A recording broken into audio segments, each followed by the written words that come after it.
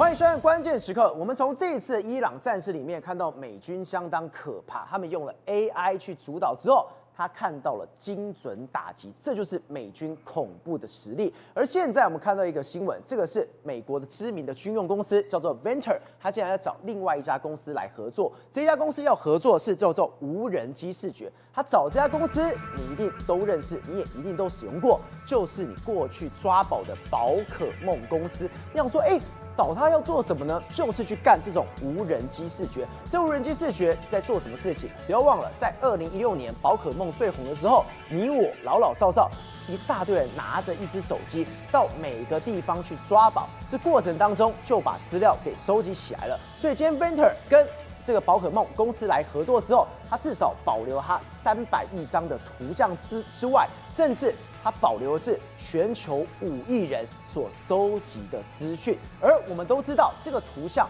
对于这个所谓的权力甚至霸权的掌握有多重要。过去人类有几次大规模的地理数据采集，改变了权力的格局。第一次是大航海时代，葡萄牙跟西班牙派出舰队去绘制了航海图，最后他们把殖民地拿到了，他们把贸易也拿到手了。到了2战期间，美国陆军甚至还绘制了相关的全球军事的地图。艾森豪还说，盟军能赢，地图就是主要的关键。而在冷战，你更不用说了，双方是用卫星的照片，模模糊糊的那种照片，去分析你的飞弹井在哪里，大家要一决高下。所以今天 Venture 跟宝可梦这个合作，我们更看到一件事情。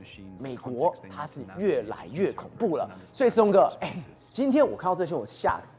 宝可梦你有玩过，我也有玩过，我也有去抓宝，我有去挤这么一大堆人在那边抓宝，那边挤，结果我做的所有事情都在帮美国收集资讯。没错，2016年的夏天来说，宝可梦的推出之后，我相信大家都真的疯狂。那时候的台湾到处都有人在那边去这个各地方去抓宝。我记得那时候最红的就是成龙，哇，成龙一出现，所到之处大家这个所向披靡。好，那你知道，事实上那一年的夏天有5亿人走上街头，走上这个街头的马路来说话，你拿着个手机，然后就开始在那边玩宝可梦，到任何地方。可是事实上，你知道说，事实上宝可梦它同时间开启它的这个镜头，开启镜头的时候，它同时也收集了你这个镜头里面所照到的一切，对，包括你去的地方，你所有的地方，你去到哪里，你的行踪，你的哪里都去了，都去的时候，所以他就是说，他们不知道他们参与人类史上规模最大、成本最低的一次地理数据的采集行动。所以我们现在看到所有画面，就是2016年全球5亿人所收集的内容，它就变成这个样子了。那不只是2016年开始，已经收集了好多年，所以他们储藏了数百亿张的这个照片。你可能到哪里去抓这个抓这个所谓的这个，包括说像卡比兽啦、抓快龙、抓成龙一大堆，这些都变成了你被记录上的这个所有的地图资料都有了。那地图资料都有了，这家公司呢，宝可梦公司呢，事实上不是日本的公司哦，它的 icon， 它的所谓的这个 IP 是来自任天堂，但是它是由这个一家公司叫 Niantic 的公司。那 Niantic 公司呢，它事实上它已经把 Niantic 的游戏的卖给了这个另外一个这个 Scopely 的这个公司，但它就 Niantic 就转身变成这个 Niantic Special 的这个公司，就是它专门做这个 AI 的图资。那这个 AI 图资的这个 Niantic Special 的公司呢，它跟美国的防务公司 Venture 签署了一个协议，就是把这个地理模型跟在 GPS 没有 GPS 的环境之下，我还能够定位，还能够导航，所以就做一个没有 GPS 底下我还能够移动的这个相关的这个技术。那你知道为什么它能够做？因为它累积了那么大量的资料，它当然是可以在没有 GPS 的这个状况之下，因为它可以说是已经收集到了当时几乎是所有人类能够只要你有玩宝可梦的地方都有了，所以很多国家就知道，像中国到现在为止都还没有拍完宝可梦，为什么？因为它就不让你收集这些相关的数据。这是一件非常可怕的事情。你想想看哦，有些地方可能在深山里面，有些地方可能是在小巷子里面。对，当时是多少人上街头？没错，从早到晚这边。等于是真的每一个资料都被他们掌握在手上。对，我必须承认，当时我玩的时候，我去过我很多完全都不会去的地方，深山的这个庭院里面，因为你为了要去抓宝啊。对，没错，还有什么这个陵墓的旁边我都去过，然后很多地方很多户外地方我旁边你也去过。对，很多地方，因为你那边地方有一个道，有一个所谓这个道馆，你要去那边站塔或者怎样，反正很多地方你都去过。对，所以你知道是当时的时候，而且大家会这个朋友之间互相的比较嘛，所以呢，事实上无形之中你就把任何的地图都传过去了。我跟你讲为什么这样说呢？因为第一个，你看后来的宝可梦的时候，你比如说我要抓宝可梦的时候，我要开这个所谓实景的时候，你看周边的影像是不是被你拍进去？对。那这个拍进去的时候，事实上它就在收集啊，捕捉比卡丘的同时的时候，你看你有各式各样的角度，对，大人有大人的角度，小孩有小孩的角度，然后有各式各样的角度，所以它可以拍出任何的角度都有，就把它统合起来。对，那些角度都有。好，那另外一个是什么？它后来还推出一个，你可以刷这个地标，慢慢拼接之后呢，就成一个完整的图像，而且它这个图资是比任何人类史上的图资都更加完整。为什么这样说？你看，我们知道说 Google 有这个 Google 的这个街道图，这个画面太离谱。我们刚刚看到什么？完全是零碎，到现在什么？它变成一个房间了。对，没错。然后你看，慢慢越建越大哦。这个房间之后，然后变成个城市之后，最后完成是最后我们熟知的一个城市的地图。你看就是这样，慢慢的转换，最后就变成这个样子，连栋高楼大厦。对，没错。那你知道这个地图厉害在什么地方？赵和，你知道吗？我们知道 Google 也有它的所谓 Google Earth 的这个所谓图像，当然有的是从空中照。对。那 Google 的这个所谓的它的这个所谓街道，它不是有街道去这个拍摄360度环景，但它只能够拍到街道的这个状况，但是它还可以拍到街道，有时候有室内的东西。还有很多东西，它完全 Google 没办法拍到，它都拍得到。如果我在我家抓宝可梦，对，我家你也知道了。对，我们家里面，如果你有开启的话，很多地方它也可以收集到资讯，所以它等于是拥有的资讯量呢，是可能是 Google 所涵盖不到的，对，或者很多这个卫星图是涵盖不到，所以这个部分就变成是它最值钱的东西。所以它现在后来最值钱的东西呢，它怎么办呢？它后来就到了2025年，他就38.5亿的把 Pokémon Go 卖了就卖给 Scopely 公司嘛。那你知道这个人是谁呢？ Pokémon 的创办人叫做 John Hank。John Hank 来说，你看他怎么会搞这个东西呢？我刚才讲，他其实最早他就是对地图非常有兴趣。那对地图非常有兴趣的时候，他第一笔的资金来说，他是由谁来投资？就是 CIA 投资他给的。对，为什么？因为他当时在做这个所谓地图的时候，他研发出一个东西，他当时创了一个叫 Keyhole 的公司。Keyhole 公司他做什么？他当时说，我要做，他有一个愿景，他说把所有的卫星影像弄成一个所谓可以互动的这个地球仪，让任何地方都可以看到地球的任何角落。结果没想到 CIA 旗下的这个投资公司叫 In-Q-Tel， 他就说，你这个不错，我们就把它投资。他投资之后，后来这个东西呢，变成是美国在这个沙烏地阿拉伯在中东作战的时候，他把这些图资就用了上去。对。他们早期这个美军的图资就来自这个地方，对。那所以好，那除了投资这个所谓John Hank之外，他还投资另外一家公司叫 Palantir，对。所以等于是你看当时的时候，美国在 CIA 在20年前就投资了 CIA 这个 Palantir， 还投资这个 Keyhole， 就是 Niantic 的创办人的前身的公司，对。所以呢，他就这样做，所以呢，这一套，所以你看美国很早就已经掌握了这些图资，还有军事的相关的这个情报。所以今天20年前他就投资了这两家。结果这20年后，这两家碰到了，对，一个有超强的 AI Palantir，一个看到它有全球最强的图资系统，这两个结合之后，美国也太可怕，就是现在都可以看得到，对，上帝之眼都来了。对，就是美国现在的防卫嘛，所以我就说嘛，他现在不是他的这个 Niantic， 他现在的新公司嘛 ，Niantic Spatial 就是跟防护公司 Ventor 成立一个公司嘛，要做这个 GPS 的这个 GPS 没有之下的军事无人机的这个导航嘛，你可以看到，无人机都没有 GPS， 居然都可以导航，你就知道这个相当厉害哈。然后 Ventor 的解决方案就是让无人机用摄影机看地面，对，然后透过什么？他只要看，那透过他过去收集的资讯，他就知道我现在在哪里了嘛。对，简单就是这样，他不用 GPS 嘛。你看我们过去的无人机要 GPS， 知道我现在在哪里，但是赵和，我这里面有大量的资料库，我只要看我现在在哪里，我就大概知道在哪里。所以这等于是一个完全的不一样的东西。所以这个 Ventor 公司的未来的军事的监视系统会相当强大，结合 Palantir 的这个 AI。所以我今天管你 GPS 能不能到，或者是有没有讯号什么，我只要有这一份系统，我现在想要炸哪里，对，这台无人机就帮我去了哪里。对啊，我根本不用怕了。对啊，所以我就说这个地图图资，过去数亿人累积了好几年的资料。料现在为美军所用。对，这就是一个非常讽刺的，搞不好现在、而且还是我给出去的。对，很多地方的这个民众搞不好，原来我当年玩 Pokemon 是为了你日后来炸我，也不一定哈。我觉得这是一个讽刺哈。不过我就跟他讲，这是表示美国收集资料的能力。好，那我们就讲，事实上这个 Hank 呢，他事实上在之前还发表了一篇文章，叫《未来10兆美元的 AI 投资应该流向物理世界》。我想为什么我们要讲这个东西呢？因为 Hank 看起来的话，他是一个非常厉害的人物。对，他过去就已经知道我怎么样收集这些资讯，但他现在说。未来10兆美元的 AI 投资要流向物理世界，物理世界是什么？物理世界就是我们现实世界。然后要成立这个 Niantic Special 的公司呢，他过去还跟一个叫外送机器人叫 Coco Rabbit 互相合作。那这个机器人呢，照它主要在哪里？它主要在洛杉矶。对。在洛杉矶的时候，但是呢，它不用这个 GPS， 为什么？你看它这个，它遇到很多地方，它就会譬如说你看。因为我们知道有时候 GPS 的讯号不稳定，那你看它有做到什么？你看它遇到之后有窟窿的时候，它可以闪躲，它会慢慢开过去。他认为说，这个土地是高低起伏，慢慢开。然后包括说，像可能遇到这个水沟盖的时候，它也会绕开。然后在这个街道上面，它可以自己到达这个地方，甚至它在这个人行道上面呢，还会微调这个它的轮子走这个不一样的道路。它走的路线，你觉得他好像真的知道路线怎么走。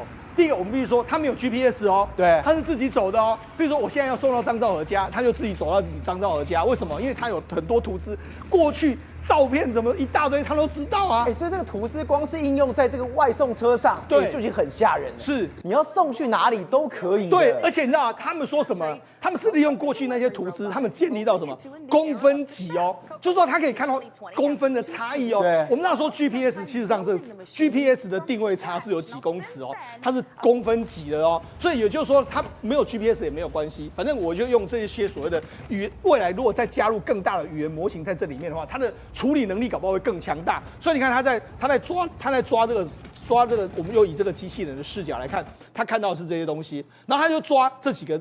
就知道，我现在在什么地方，对，我就可以判断得非常清楚。所以我就说，因为他有庞大的资料库，让他就可以精准的判断他现在人在什么地方，然后这个道路怎么样，他都可以随身的因应。好，那我们刚才讲的是 Niantic 的公司，那现在也有很多公司在做这种所谓的这个物理 AI 的应用的训练。对，这里面来说走得最快的来说的话，当然是黄仁勋的公司。好，那黄仁勋的公司来说，他今天的 GTC 大会。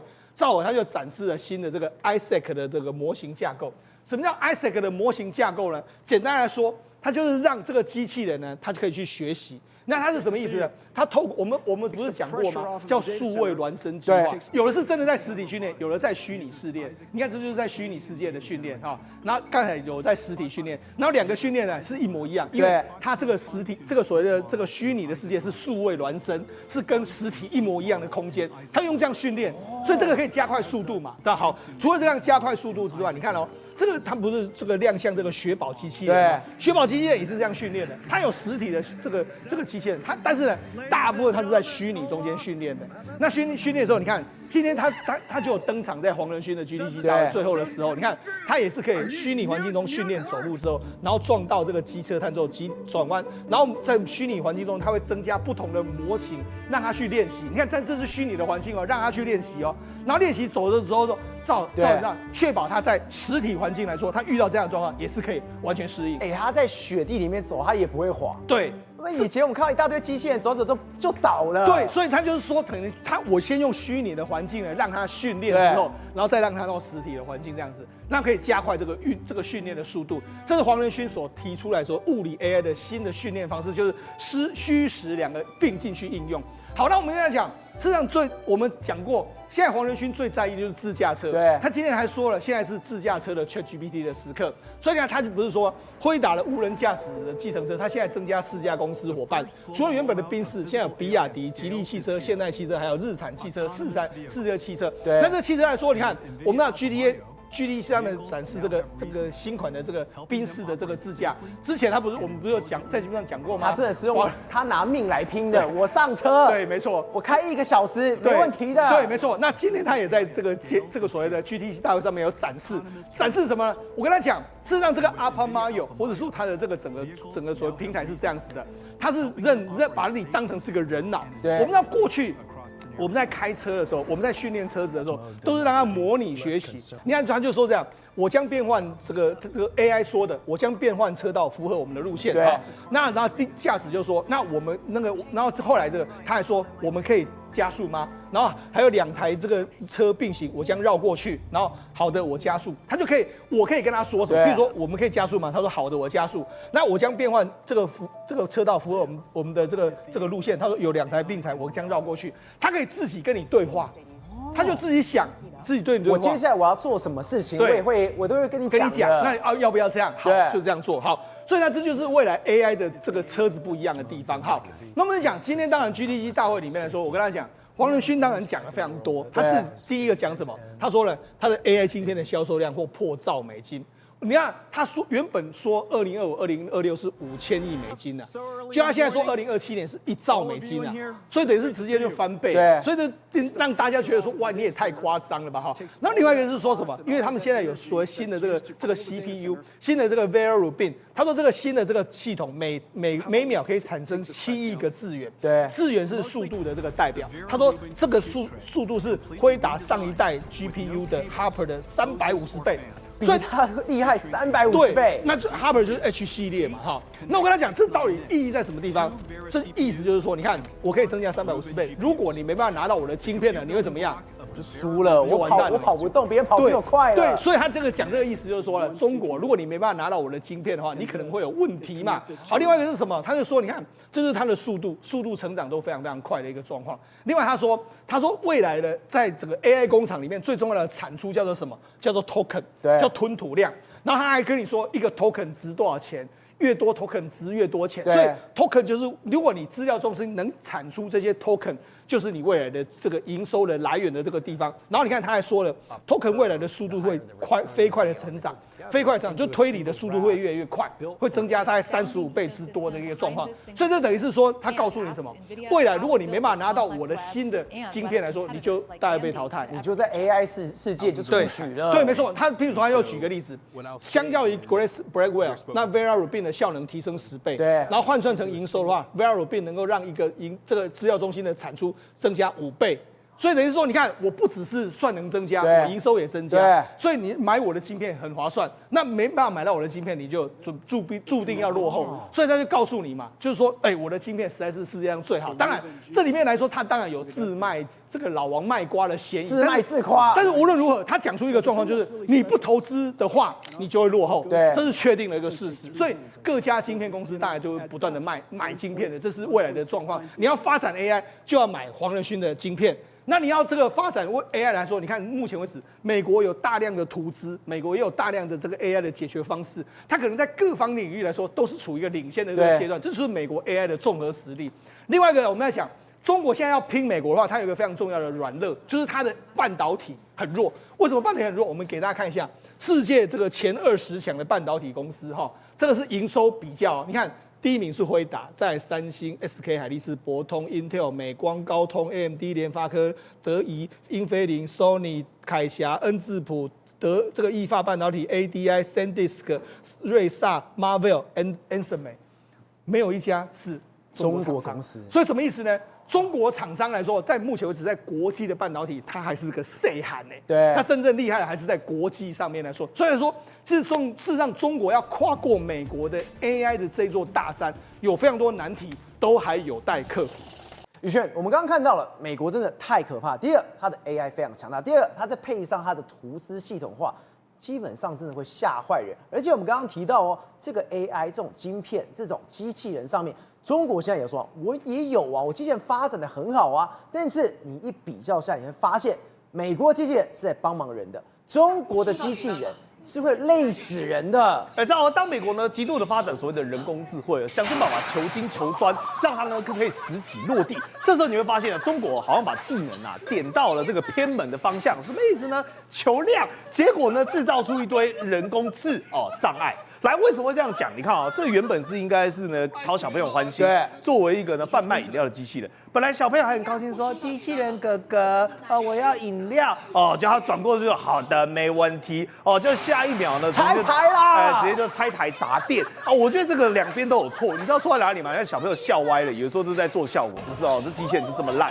啊，因为架子也烂，机器人也烂。对，但更可怕，你知道是什么吗？来，这是海底捞的餐厅，海底捞这个店员是谁？怎么把他拉着的？来，你再仔细看哦，因为呢，原本他应该是要端东西去给客人吃哦，在客人面前呢载歌载舞，结果没有想到呢，突然间他的手脚开始呢动手动脚，把这个客人桌上的碗啊、筷子啊全部砸得一塌糊涂，砸个稀巴烂。然后随后呢，开始兴头来了哦，准备要跳舞，所以工作人员那吓一跳嘛，你不能影响到顾客嘛。你看他翻桌了，冰斗了，哎，这是要赶快把人拖去旁边嘛，就是没想到你看边拖他边跳，然后因为身体太重了，根本拉都拉不住哦，所以你自己想想看。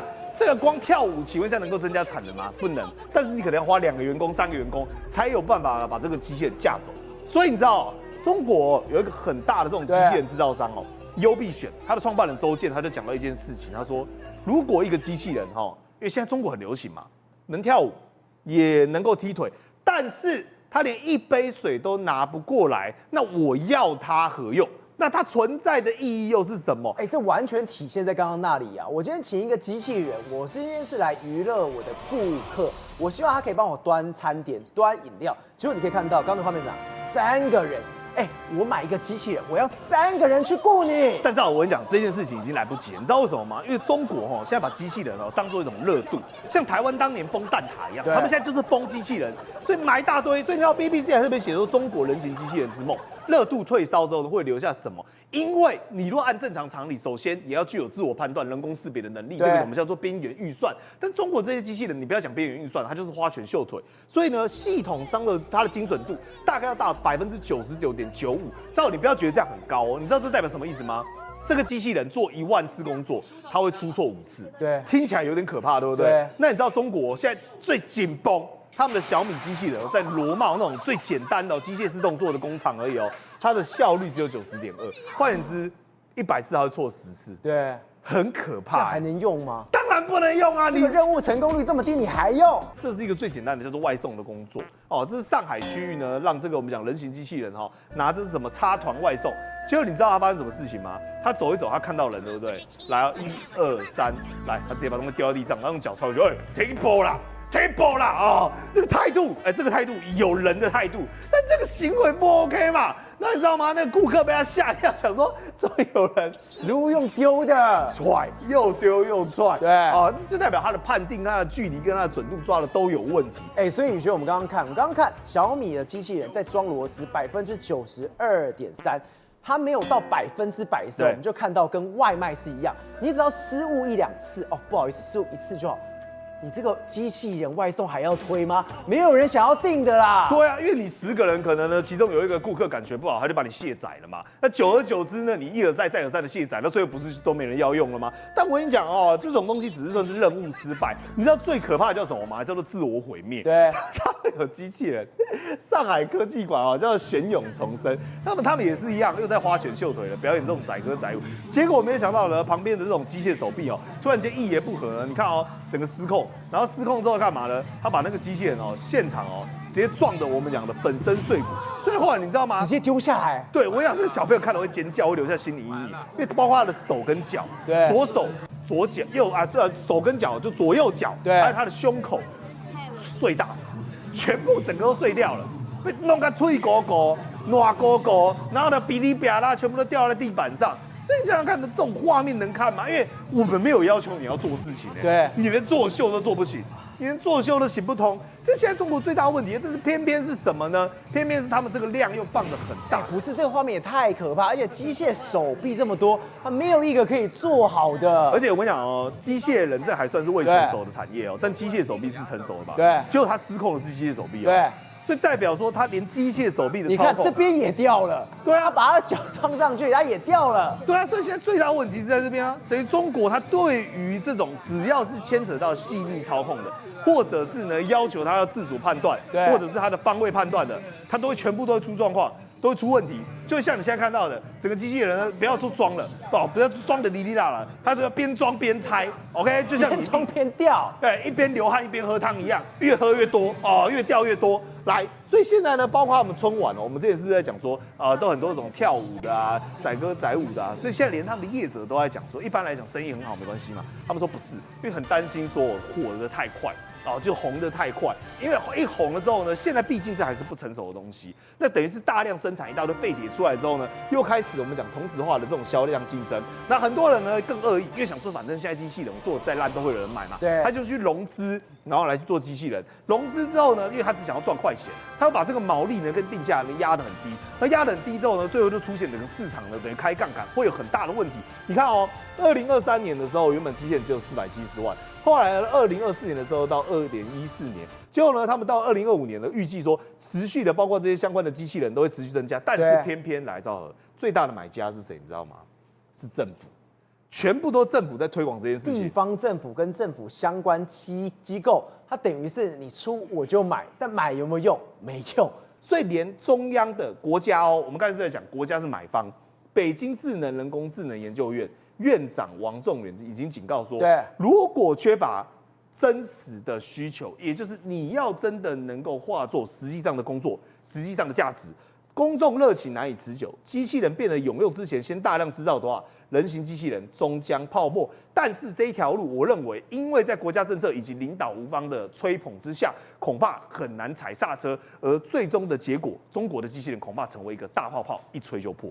瑞哥，我们刚刚看到中国的 AI 真的太可怕，除了机器人从补助之外，现在中国到底把 AI 做什么事情？今天你可以看到中科天机它的文件外流出来，他们竟然用 AI 去搞统战、搞假讯息、搞假账号。它针对什么？针对我们台湾而来。它里面哦，包括对于赖总统，包括蔡英文前总统，甚至柯文哲的资料，它通通都有之外，我最可怕的是，他连2300万人这种户籍资料，他也通通都有在收集的。我们一定都会误以为说，那么中共呢，收集这么多的资料，一定只针对所谓的这个执政党为主嘛。然后所以呢，有赖清德总统，有蔡英文前总统有这个立法院前这个等于说那么总召柯建铭总召啦，这些人呐，你知道除了柯文哲民众党的柯文哲之外，蒋万安也在，包括蒋万安在内，这些国民党的政治人物都在他们收集的名单里面，通通都有。总共目前为止呢，知道流出来的，因为这个都是之前的资料，流出5000多个人，也就是说有5000多个笔通通都有。这些资料我们现在看到的是小小一份，全部点进去的话，里面有详细，然后包括这个他们所能收集的所有比如说赖清德他之前有什么经历，做过什么事，然后呢有什么图档，然后他也讲过什么话，全部巨细靡遗都在里面。那么除此之外呢，就是民进党的部分、国民党的部分、民众党的部分，每个人都无人能够幸免。那么包括这个打着民间公司的这个名义呢，收集这么多的相关资料之外呢，其实更可怕的一件事情是，中共在习近平一声令下，也做了一模一样奥本海默电影里面的一个小相关的这个机构，它就叫做网军 AI， 你知道？你没有想到人家那么早就做了吧？军 AI， 他在2017年的时候呢，那么习近平一声令下要做 AI 尤其是把 AI 要用在军事上面。结果呢，他们神不知鬼不觉的，总共去找了120几名的大概平均年龄低于34岁以下，95%以上都是博士学位，全部都在网络上面，在 AI 上面都是人才这些人全部聚集过来，尤其以军方为主那么他们有一个共同的特征，就是这些人要极度隔离跟保密。然后呢，他们的家人，比如说结婚的人还是的，全部要跟着他走。然后紧接而来呢，他们如果有小孩的话呢，小孩子的就学所有的事情，就业就学然后全部把它弄成像电影奥本海默一模一样。他的目标在哪里？